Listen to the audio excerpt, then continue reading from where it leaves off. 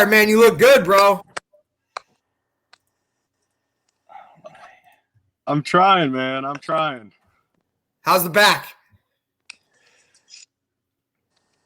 So we're on live now with Coach Schuman. I got Coach Depascale with me. I have Garrett Sickels, and then we have legendary NFL coach Wade Phillips with us. We are, like I said before the pre-thing, we're just overjoyed to be able to have you on. We want to talk some defense. Maybe Garrett could kick in a couple stories of playing for you. And we're really, really just excited to have you on. Just quick background for the one or two people that may not know who you are. Head coach in the NFL for, I think, 3 different programs, and obviously interim as well at some other places. Widely known as I mean, to me, as far as when we run the 30, one of the people that we look to really get a lot of stuff from, but a legendary coach defensively, both as a head coach and as a defensive coordinator. So for the young people that are on, because we have a lot of young people that'll be on today, they may not know your father, Bum Phillips, who was a legendary head coach as well. And I'm sure you have a ton of great stories. You wrote a great book, Son of Bum, that was a bestseller. And your Twitter is one of my favorite Twitters to be able to go on and follow. So without further ado, thanks, Coach, for coming on and spending some time with us. Yeah, it's great. It's great to be here with you guys. Garrett is one of my favorites. He knows that, but he's one of my favorites. I mean, and that whole I'm sure your whole school should be very proud of him, because he's the right, not only football, but he's the right kind of person, and that means a whole lot to me. So we had some fun together, and I love coaching football, and part of it is being involved with the people in it, the coaches and the players. So that's the enjoyment you get. Personal relationships and those things end up are really more important than the wins overall, but we're going to try to win too. No doubt. But before we dive into the 3-4, when you started coaching, was it, because your father was such a well-known coach, did you know that right away that that's what you wanted to do? And a lot of coaches try to find their path in different ways. I was the son of a coach. My father was a legendary track coach. That sparked my interest, but I didn't go into it right away. I realized that's where I belonged, and then I've been in it for the last almost 20 years. What sparked you to get into coaching way back? Well, I was around my dad, just like you were, and I was around coaches. I knew what they did, so I knew it took some sacrifices, but I was growing up in Texas, my dad was a high school coach, and the coach and the mayor and the preacher are the most important people in town, So I mean, everybody looked up to him. So I was around that, and then I just saw how much fun he had coaching, and how much he enjoyed it, and that pretty much influenced me. I wasn't a great football player, so the only way to stay in it was coach. So I was able to do that. You're being modest. I'm sure you were a hell of a player. I get better as the years go by, Yeah, that's it. That's great. Just like Garrett, you're going to be better and better. The older you get, they're going to. That's it. 2 tackles turns into 10 tackles and 12 tackles and a couple sacks. Well, I actually did. I held the record for the most fumble recoveries and the most tackles for University of Houston until about 3 years ago. So that's pretty good. That's awesome. Yeah. Anything that can last a long time, when you go look back and you see it's still there, it's pretty amazing that when records last for a long time. I like to tease the kid that I still hold. I'm 280 pounds now, but I still hold the high hurdle record in small schools of Bergen County. They go, "You ran the high hurdle?" That's great. Yeah, many years ago. I can't believe it's still standing in there. But yeah, it's same with me, Coach. It's still the same with me. I'm 280 now, but I still hold the record at my high school for most interceptions in a career with 22. So I went from safety to guard. That's it.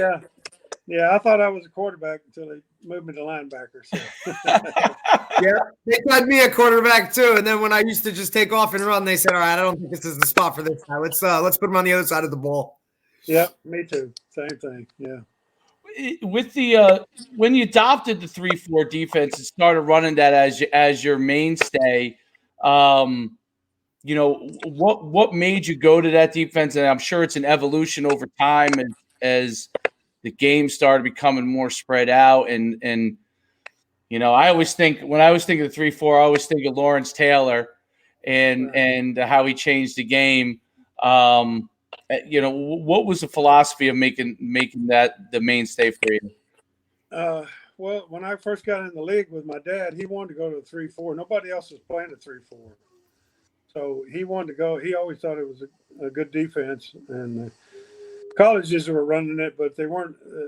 You had to play a 4-3 if you were in the NFL at that time. But we went against the grain. We started playing 3-4 full time. And then, at one time, there were like 22 teams out of the 32 were playing 3-4. I don't know how many there are now, but there's quite a few. So, we started playing it, and it's been, you get 4 guys that can see the football all the time, which I like, and it's a little bit more mobile. And then just like you said, when we first started it, they really didn't know how to. They don't know where the fourth guy. All your defenses are your base defenses, zone coverages, and so forth are all with a 4-man rush. Well, the offense doesn't know where the fourth guy is coming from, So that really helps. Lawrence at first they put the back on the will linebacker, the weak side linebacker. Of course, that was Lawrence Taylor when they started playing it. And he's a great player, but he could kill a back. So, and sometimes we rushed the strong side linebacker. Nobody picked him up because they were used to picking up 4-3 stuff, and it still gives people problems. Everywhere I've been, we've been in the top 5 in sacks in the NFL, and I've been with a lot of teams over 42 years. So we've had a lot of success rushing the passer from that defense, and I think that's. And the 3-4 is really a big part of that. And if you zone blitz or zone dog, whatever you want to call it, it's easier to run those than it is in the 4-3 because if you run a zone blitz, you have to drop somebody from the line of scrimmage. In a 4-3, the guy's got his hand on the ground, whereas in a 3-4, you're dropping a stand-up guy so that's used to dropping. So it gives you a little more versatility there. And then, like I say, the zone blitzes, you can bring, 2 from one side and drop the other 2 backers, or two guys up the middle and drop the outside guys. So it gives you there's some good things you can utilize in that. And like I say, you get more mobility and everybody can get to the football, that can see the football more. Well, one of the things that I found when I played in college in a 4-3, and I played at the University of Connecticut, and we were, 4-3, and one of the things that, when I started coaching in high school, we were running, a 40 down front for years and years, and then I went and coached as an assistant somewhere, and they were like the 35, 34, and that was the first time I really opened my eyes to especially in high school, but it applies in the NFL, obviously, that I could take a bunch of these guys that were between 5'10" and 6 feet, between 175 and 200 pounds, and played them basically in any spot because they were the same athlete over and over again. It's just a matter of where I put them, and got all kinds of pressure, was able to get all kinds of pressure, not just on the quarterback, but in the run game with run-throughs and running through gaps that I never got before with the 4-3 and holding guys up. And I just loved how that changed the game. It gave me flexibility in coverages and with personnel. What are, like, as far as from a scheme standpoint, everybody knows those outside linebackers that are basically can become defensive ends that can do everything. Garrett had talked about that was immediately where he moved to, right? That outside linebacker spot. Right. What is the main flexibility coverage wise that you're also able to use with the 3-4 that makes it so dynamic? Well, like I say, part of it's the rush. You get you're not the outside backers aren't lined up basically over a tackle like you are in a 4-3. So you're a little more in space, so you can utilize that to be able to rush wider on the offensive tackle when they're rushing, or they can drop into coverage. And the coverage is, you don't make it. You don't want all cover guys. You want guys that can rush. You'd rather have, like I had at Denver, you'd rather have, Von Miller and DeMarcus Ware and let them rush all the time from the outside. But it gives you, if you do have a better guys that can rush the passer out there, it really puts big time pressure because they're coming wider and they're not taking on a big tackle every play. In a 4-3, they can wear those guys down. Even if they're good rushers, they can wear them down in the running game because they're, because a big tackle on you, having to play all the runs against a tackle is tougher than playing all the runs against a tight end, or even when you're in the open side, you're not really playing against anybody. You're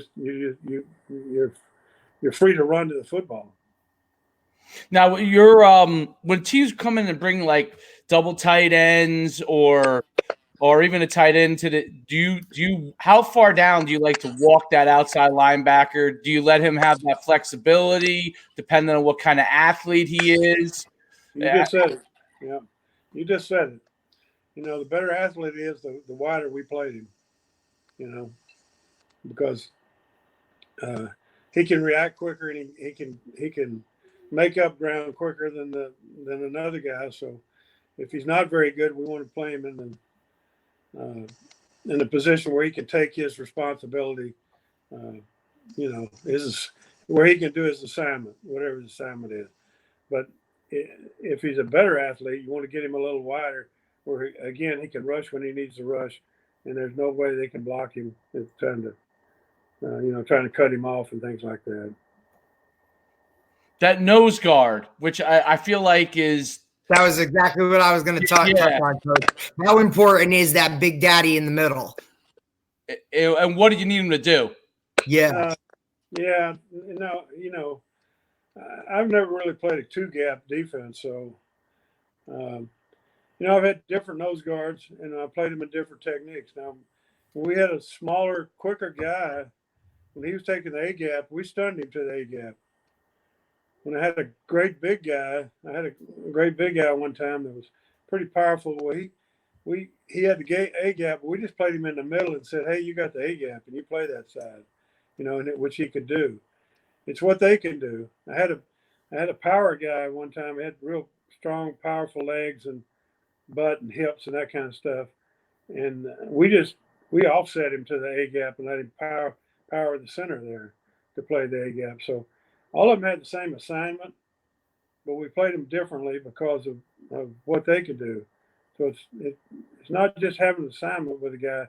The technique involved is really because they're all different, So we'd utilize different techniques, just like we would with an outside backer playing a little bit wider. If he's a better athlete, well, you do the same thing. And we've had below average nose guards that their most important thing was not let the center off, where the backer could run to the ball. So we taught them all different. Even the first team guy was taught technique different than the backup guy.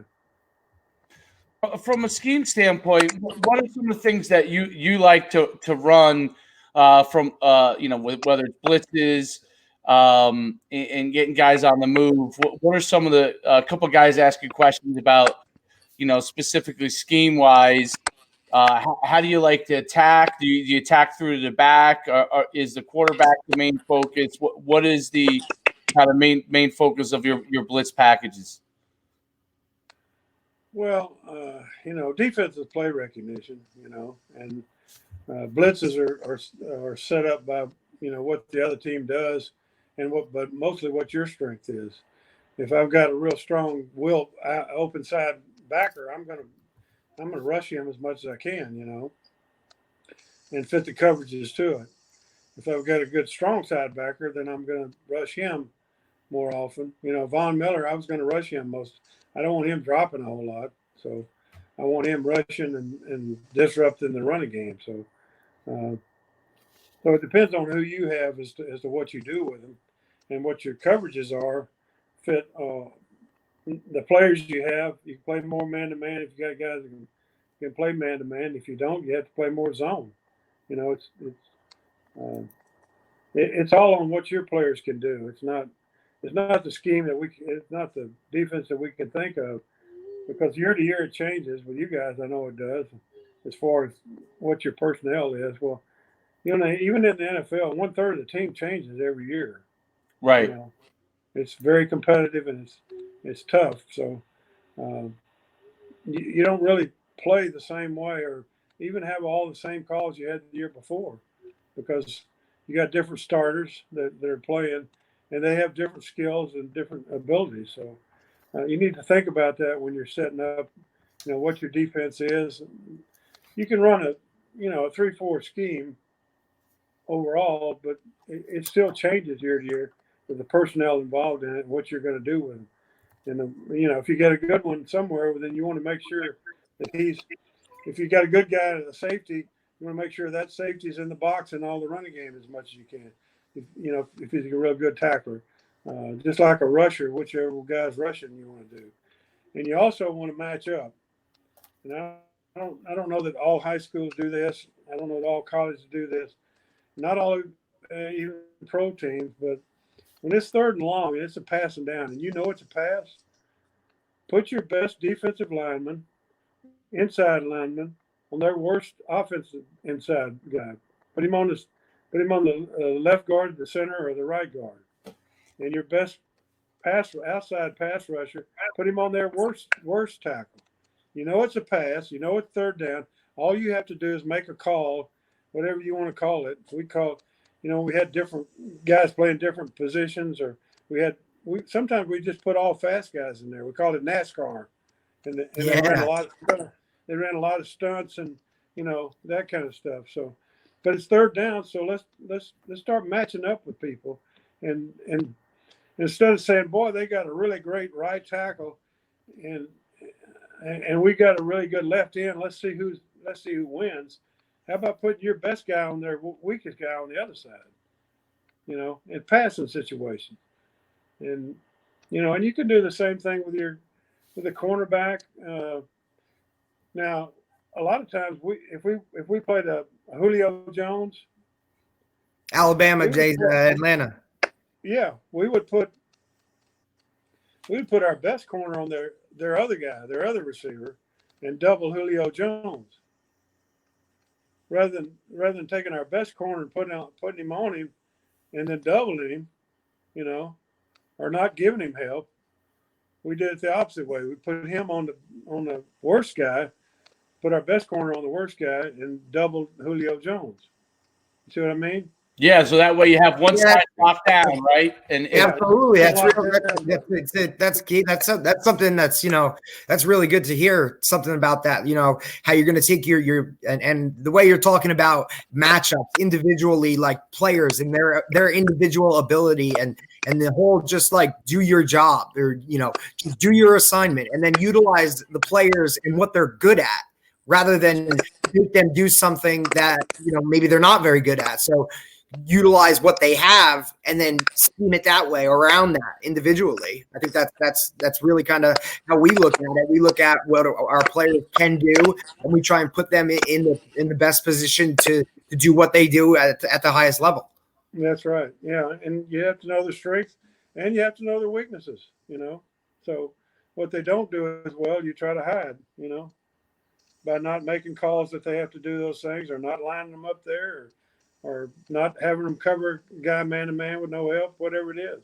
Mm-hmm. Right. You can also, and like you said, like now with the game, even we do some things at our school. I mean, we package certain things. If it's third down, we're going to put different guys in the game, that are better at what they do.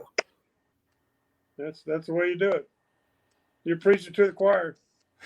How about absolutely it's always getting to people. If you can't figure out and don't understand as a coach that it's them, what they can do, and then you got to work around that, then that's why you've been coaching for a very long time and been so successful, because you understand that it's got to be about them and get them to be able to maximize what they can do. Yeah, if you've got a good player and he doesn't do well in your scheme, you got a bad scheme. That's 100%. Absolutely. Yeah, when we went to the Rams, Aaron Donald was playing a 4-3. And they said, well, now you're going to play a 3-4 with him. I mean, how's he going to do? Well, because he's a good player, he was Defensive Player of the Year twice out of the last 3 years. And he set the all-time record for most sacks of any inside player in the history of the NFL. And what did we play him? He played a 3 technique in the 4-3. And what did we play? Where did we play him in our 3-4? 3 technique on the open side. So we still utilized what he did. Now I had Bruce Smith who played the same position, played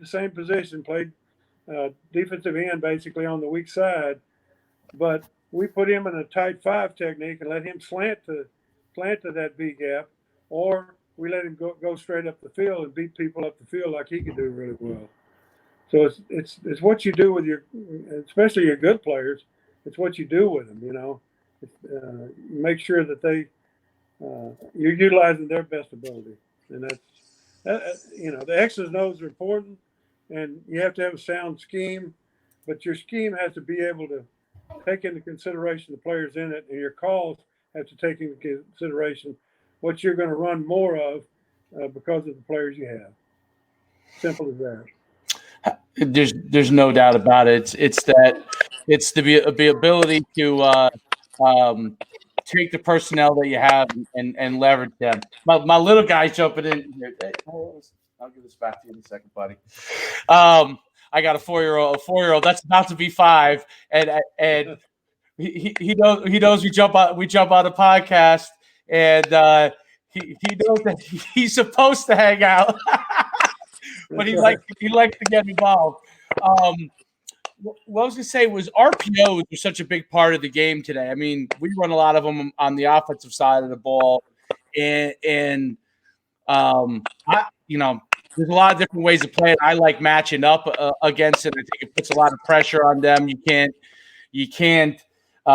When you leave somebody unblocked, that means somebody's coming. So it puts a lot of pressure on guys trying to do RPOs, and specifically on the quarterback trying to execute it.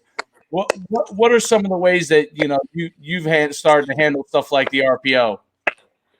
Yeah, obviously we're starting to see it in the NFL a lot more. And our basic way, if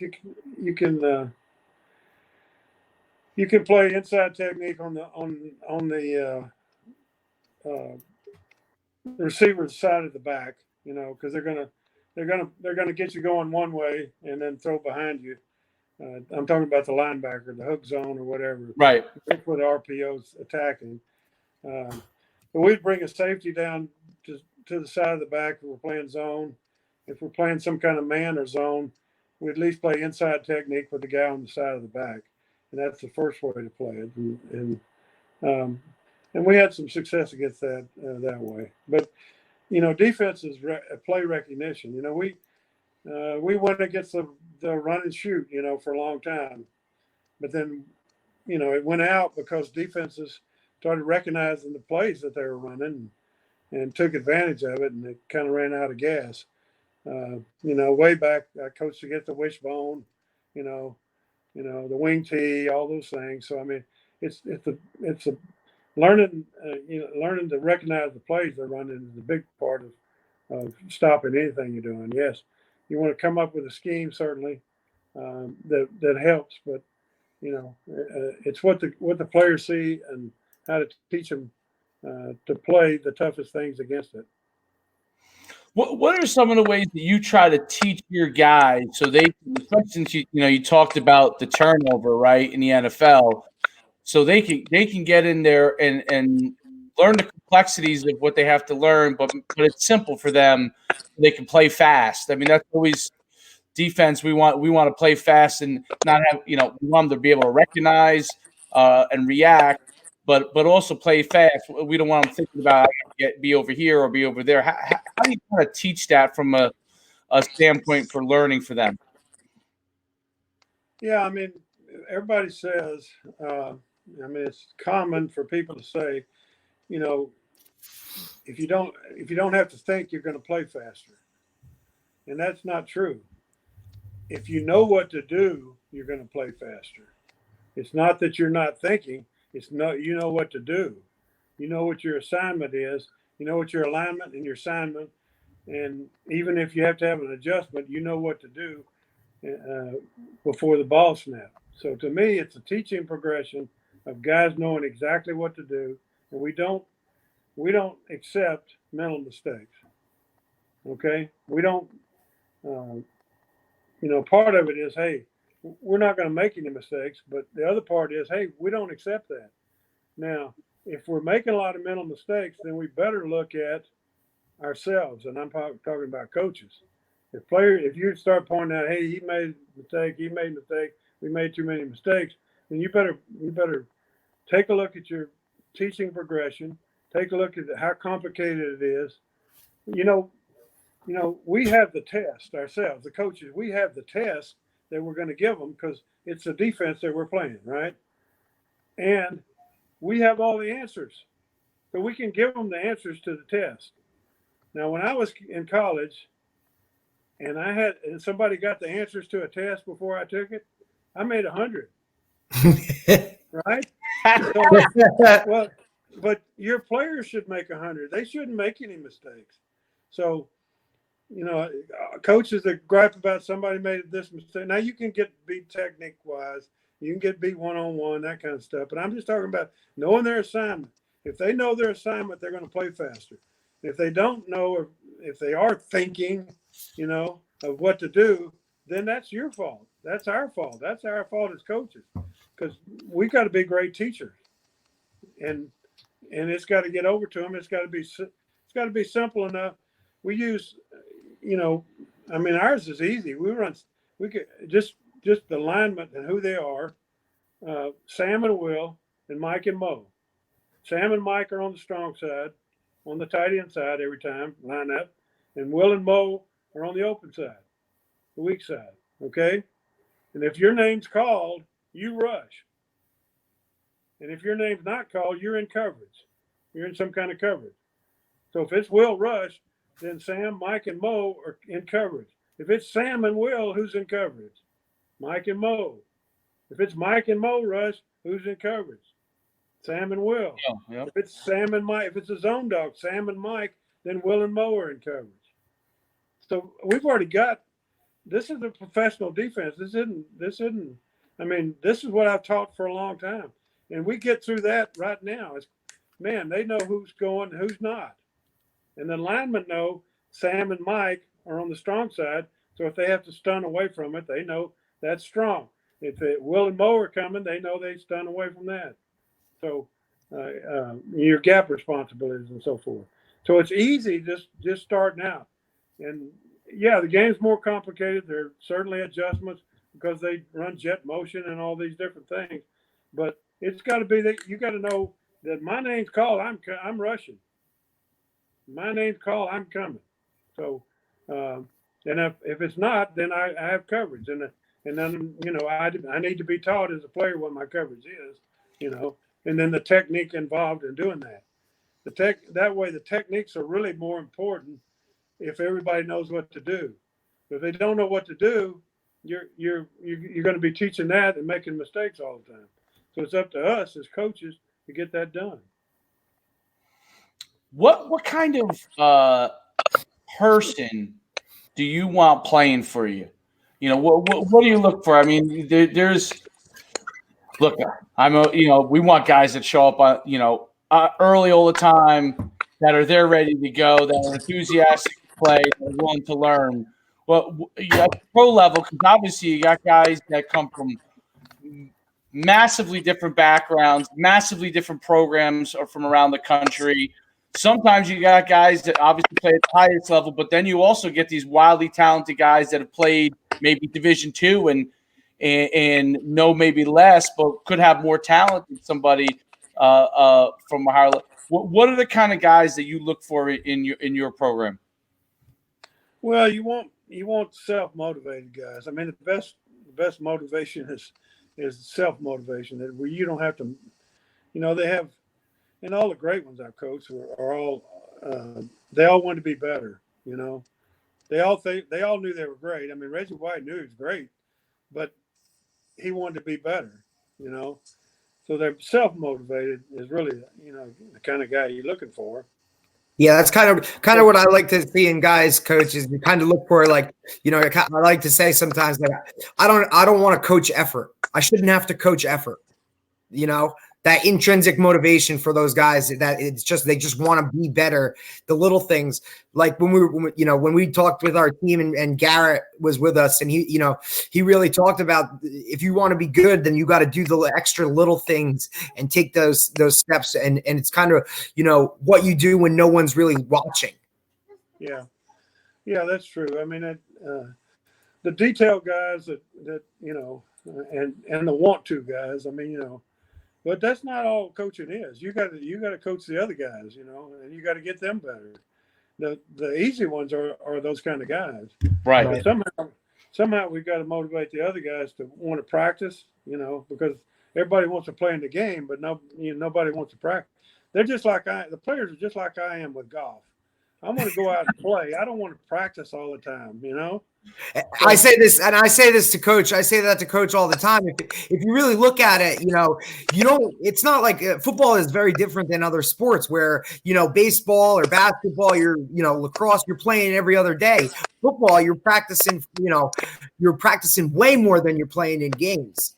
So I always tell coach, I say we got to get games, man. Like, let these kids play games. That's the fun part, Yeah, and I think you play games within practice, compete some for, hey, this group, if it's 7-on-7, who wins the drill? Both sides want to win. Every good team I've been with, really good team, are all competitive. Right. And most players are that, and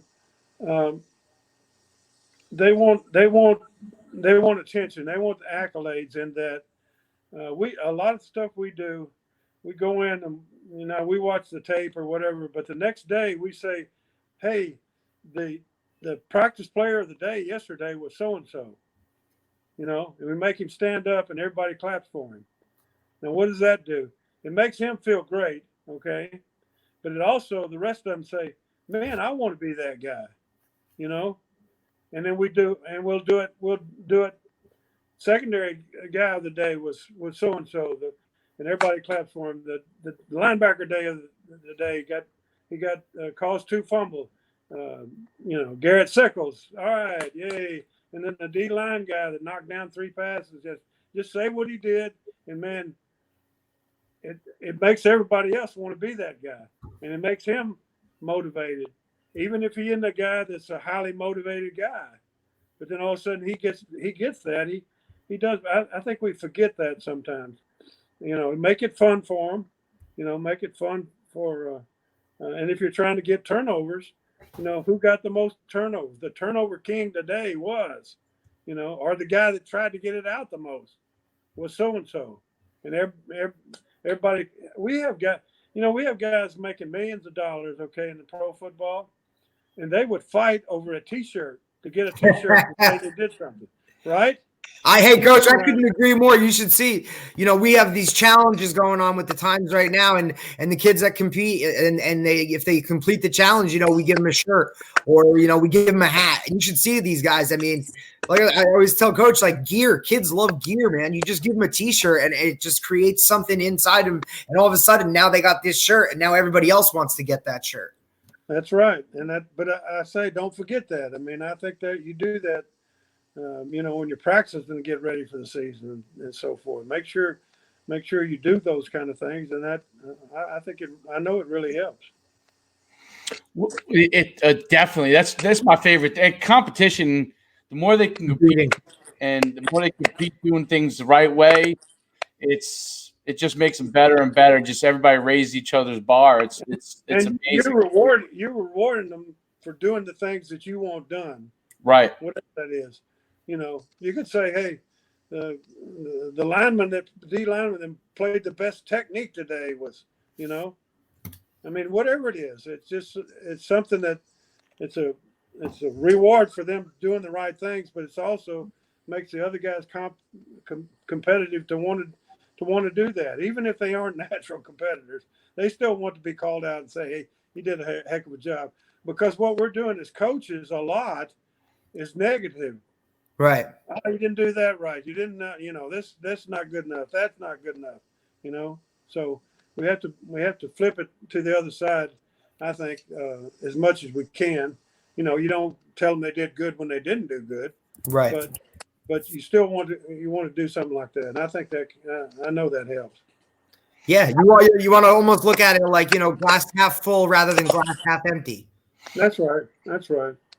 Yeah, I mean you want to be positive as much as you can, but I still say don't lie to the players. Absolutely not. I think honesty and be truth straight up with them. Just tell them, look, you didn't do good. You didn't do the right thing on this play. Yeah, and the reason you didn't. They all want to know a reason. Right. Everybody wants to know why. Yeah, which is fine. That's what you wanted. We absolutely. So you want and the that way you can go in every once in a while and say, hey, we didn't practice good enough. I don't know what it was, guys, but overall we didn't have good enough practice. And this isn't what it takes, and then they'll respond to that. Now, if you go in every day and say it wasn't good enough, or if you go in every day and say, hey, man, great practice again today, great practice every day, So even if you have a great practice every day, every once in a while, I think you go in and say, hey, man, we need to do better. Yeah, my favorite thing is always you got to talk to them before, you got to talk to them after. They got to know where you stand, and they got to know.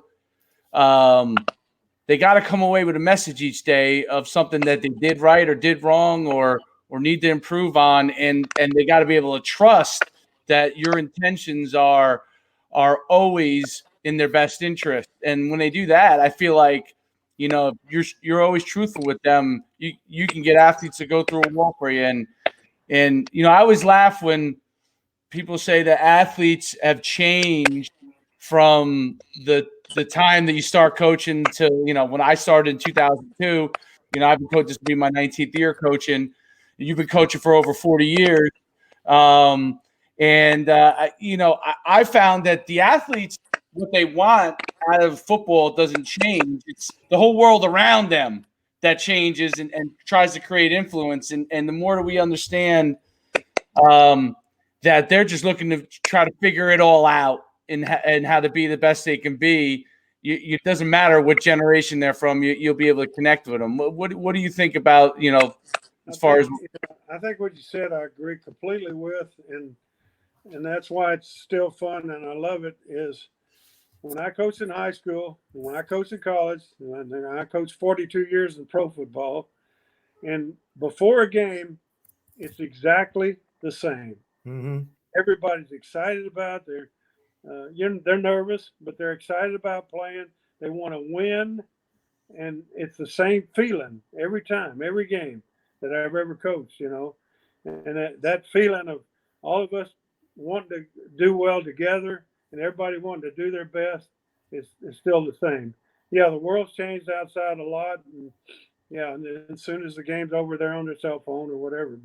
But it doesn't matter how much money they make. They're not thinking about that. They're not thinking about money. They're thinking about playing the game as good as they can play it and winning the game. And that's the neat thing about it, you know. So yeah, I agree exactly what you said. What do you think we can expect football to more and more become as we go forward? Like, you've probably seen all these different cycles of offenses, and the 3-4 has a unique ability, and I think the 3-5 as well, which is kind of like its sister defense, has the ability to be real flexible. What do you see continuing to change as far as what defenses have to handle going forward in the evolution of football? Yeah, I mean it's like you say, it's changing, but when they ran the wishbone, the quarterback was running with the ball. That's why they couldn't stop it. I mean, it was an option quarterback game. Now they're running RPOs and they're running quarterbacks are running with the ball more, and you don't see it as much in pro football because the quarterback's paid so much that if you lose him, Cam Newton, was MVP, right. And now he's going to be a backup quarterback somewhere because he got hurt a lot, or he started getting hurt, even though he was, big, strong, powerful guy. I was with Michael Vick at Atlanta, and he was running out of the stadium with it, and he broke his leg in preseason, and he wasn't the player he was after that. So it's a little bit different in pro football in that, quarterback Lamar Jackson can run with it right now, but right. Will he be able to run with it, 3 and 4 years now, and especially when they're starting to pay him, half the team's salary cap, so, but it changes, like I say, there's different offensive schemes or jet motions and things like that. And you're always adjusting to it defensively. So it's still, like I said, it's learning to recognize the plays that they can run from whatever they're running, I mean, that's the way we game plan, this is the formation they run, or this is the motion they run and run these plays. And so we recognize those plays whatever position we're playing, we can play faster. So we know what to do. We recognize the play. We go quicker. That doesn't change. No, attacking the football and on defense, that never does change. And there's always one of the things I always found that was the easiest from a defensive standpoint to always understand is that if there's somebody carrying the ball, then there's someone that's all counter off that, whether it's a pass or a run, and understanding what those kind of things can be, it's going to dictate how you attack everything all the time. It doesn't matter what offense they run. You still have those kind of principles. That's never going to change. Somebody's going to be going with the ball, and then there's going to be something that's going to come off of it. And whether it's option, whether it's play action, whether it's an RPO is still a version. It's still a version of play action. And, right. From a defensive standpoint, try to treat it like that as much as possible. And then you can hopefully stop guys and obviously having the better guys is always a huge advantage. What when you don't have the guy, let's say you're close to having as good a guys as the other team, but you have to overcome a team that might have a little bit more talent. Obviously, when there's disparages in talent, it doesn't matter. Most talent, you can run whatever the heck you want, and it's gonna work. But what have you found gives an underdog? Maybe they're close in talent, they have a chance, but they're going to have to play above themselves. What have you found in the defensive scheme that really helps within the people? Well, I mean, it's just like playing against any good offense. The reason they're good is because they can execute what they're doing. You've got to execute the things that you're doing. Again, not making any mistakes and be really good at something. Now you might be good at man to man, or you might be good at zone, whatever it is that you're really, really good at. you need to get really good at something. You need an identity, whatever that is. You need an identity. Once you get that identity, that means you can play that or those things: zone defense, man defense, rushing, blitz. I don't care. But if you're really good at it, they know you're going to do it. So what? You know, you got to be because when I was at Denver and we won the Super Bowl, a lot of teams we played said, "Man, we knew what they were going to do, but they still beat us." Well, they didn't know everything you were going to do. They just thought they did, but they did know, and they found out that what you did, you executed really well, and that's the identity part of it. You've got to have a team that can play something really, really well, and then when it comes down to fourth down, and it's the big play of the game, you can run that defense, and you're going to stop them because you have confidence that everybody knows what to do. They know how to do it, and they're doing it with 100% effort, and it's going to be successful. Absolutely, no doubt about it. I have one more scheme question that it's sticking in my head with like all the spread offenses. Does that in 3-4? Does that outside linebacker nowadays, that weak side guy, you call it maybe the Mo or the weak side linebacker? Does he also now have to be almost like a nickel too, like a safety type, where he can come on down and play the run hard and blitz, and then also need to be able to spin back when people go in motion and stuff like that to be able to play safety? Or do you think that's a bad way to utilize that guy? Well, we actually utilized the Mike guy more than the we would play a safety there. When they had more wide receivers, we'd put a safety there, safety type guy at the Mike position. Interesting. Because the Mo he's running to the football most of the time. The Mike didn't have to take on, unless you're playing a two-back offense, the Mike's got to take on blocks. But if you're playing a one-back spread offense, the Mike doesn't have to take on anybody. So you want to you utilize that safety type individual that you can let him cover tight ends or things like that from that position. Or he's a better zone dropper too than maybe your Mike linebacker. So that's the way we utilize that position. Yeah, really interesting. I'll leave it on this. One thing that was interesting when we were talking to Garrett, and he was talking about his transition from being a D end at Penn State, and then when he got into the NFL, and now he had to pick his hand up off the ground, and he was talking about how one of the toughest things for him was now all of a sudden, instead of just rushing the passer, he had to drop and get into coverage, and he really touched on that, and he credits you a lot. I mean, he just sent me another message that wanted to thank you so much. He said the time I spent with him as a player means more than I can put into words. He's an incredible man and a world-class teacher and inspiration to so many, Coach. So you got high praise from Garrett Sickels. That's absolutely. Well, that means a lot to me because I really think a lot of him. I know he's going to be successful in life because of the kind of person he is, and that's he's and he had a lot. Now you talk about a guy that played hard. Now he played hard and he practiced hard and he practiced fast.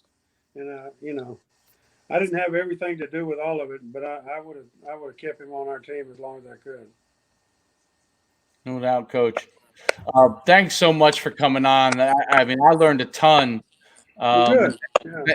Thanks for spending the time, and we sent it out to all our players as well, so they would get on and listen to it. We said, it's not many times that, just like when we had Garrett on, who was an alumni, and, it's not often that they get the chance to listen to someone who's been coaching for a long time, has seen every different type of player, and has learned, from his players to be able to help future guys become and get better. It's just amazing, and for me, and I'm sure for Coach D, it's an honor to be able to have you on today and to be able to talk football with you.